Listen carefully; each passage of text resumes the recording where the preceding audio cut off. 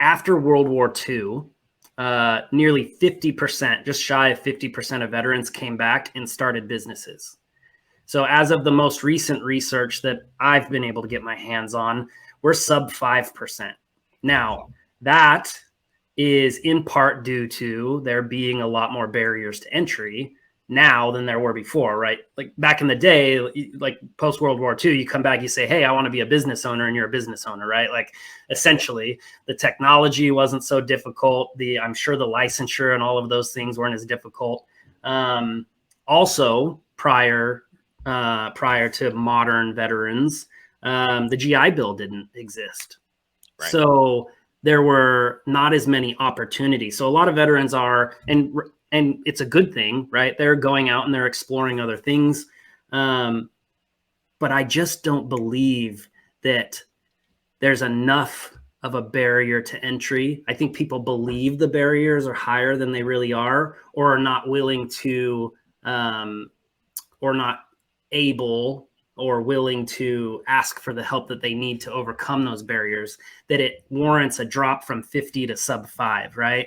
Like there's a huge decline in veteran entrepreneurship in America. So I'm really glad you brought that up, because that's something that's a message that I really want to scream from the rooftops is like, hey, like, let's get back to veteran entrepreneurship in America. Let's like get out there, let's roll up our sleeves and let's do what we are good at doing. And that's leading from the front.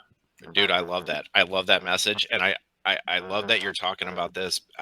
I feel we talked a little bit about this again before, but I think it warrants bringing back up, is that like, we got to talk about, when we're talking about those barriers though, you know, one thing is we have the smartest army in the world, right? And we don't ever attack. We'll fight anywhere, but we don't ever attack unless we have 3-to-1 odds. And so like, I feel like veterans look at these barriers and they're like, that's not smart for my family. That's not something, I don't have the capital. That's a big one we got to get into, is the capital, right? Right. To start these things. So maybe you can address some of those barriers. Yeah, absolutely. And to kind of address the 3-to-1 odds, right? It's scary. It's scary. And we talked about this before, about kind of this unreasonable expectation that you're either all in or you're not in at all, right? And so I think a lot of veterans think that they have to attack. They gotta put all their chips, they gotta push all their chips in to the center of the table, and they gotta go for it. And that has just been such a stupid fallacy that's been perpetuated for way too long. It's okay to test the waters. It's okay to side hustle it. It's okay to hobby it, because you don't know what you don't know. Your idea might be crap. Like, it sucks to say, right? But you don't know until you start testing it. So that's one thing that I want anybody listening. If there's nothing else you hear from this entire, or nothing else that resonates with you from this entire broadcast, I want you to hear my words when I say it is okay to just do it as a part-time gig. It is okay to test the waters and try it out before you put your livelihood and the livelihood of your family on the line for that. Now, as far as funding goes, that's always a huge problem. And unfortunately, and not everybody likes to hear this, but it's pretty true. I'd say more often than not. I sit on a national committee for the SBA called the Advisory Committee on Veteran Business Affairs. And when I joined that committee, I asked to be put on the Access to Capital subcommittee, because when I read the reason that subcommittee existed, they actually say right in their charter that it exists because they believe that there's a bias against veteran borrowers. Now, initially, I was mad, and I was like, that's crap. Like, if that's really a thing, then what the hell, right? And then I took a minute, and I decided to put my grown-up hat on, and I really thought about it, and I was like, wait a minute. I used to be that veteran that a banker would laugh out of the building.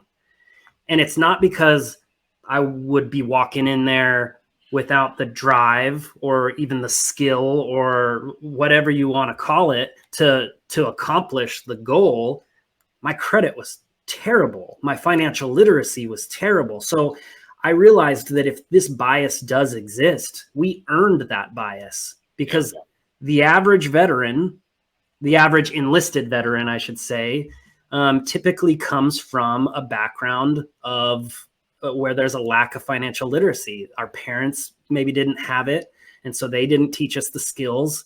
We joined the schools didn't teach it to us. So we joined the military a lot of times looking for a better life. And so the military damn sure doesn't teach it to us. If anything, we just kind of solidify those poor financial habits, because we get our first big check and we buy stereos and drinks and big tires and all of the stupid things that are fun but not meaningful.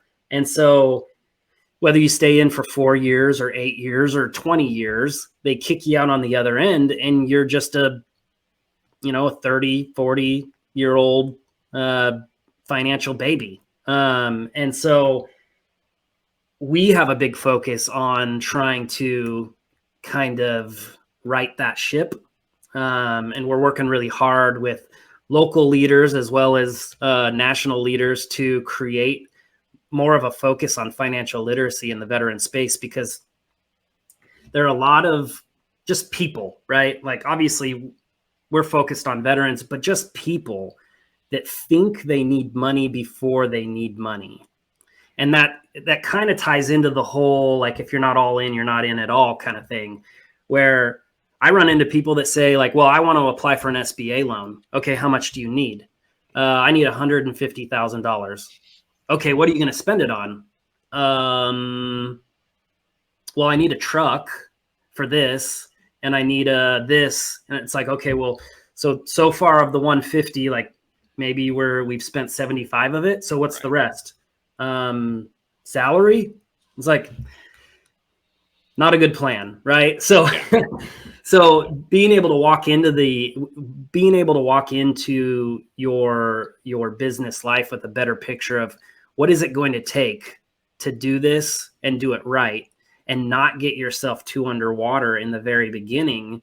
So if, a year, 2 years, 3 years down the road, if this whole thing falls flat, they're going to get their money, whether you've got a business or not anymore, they're going to get their money. And would you rather start lean and be safe, or go all in, take out a lot of debt, have it fail, and then be having that constant monthly reminder every time you pay this thing of that fumble, right?